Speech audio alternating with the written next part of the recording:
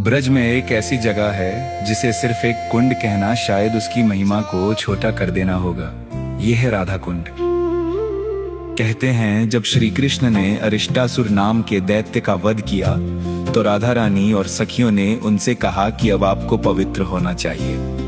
तब श्री कृष्ण ने अपने चरण से भूमि को स्पर्श किया और सभी पवित्र तीर्थों को वहां बुला लिया।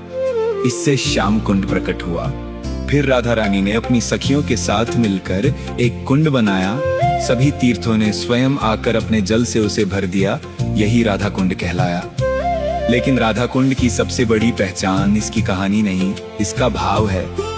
यहाँ आकर लगता है कि भगवान को पाने का रास्ता ज्ञान या शक्ति से नहीं, प्रेम से होकर जाता है। शायद इसलिए आज भी लाखों लोग यहाँ सिर्फ दर्शन करने नहीं, प्रेम को महसूस करने आते हैं, क्योंकि ब्रज में प्रेम का सबसे गहरा नाम है राधा कुंड।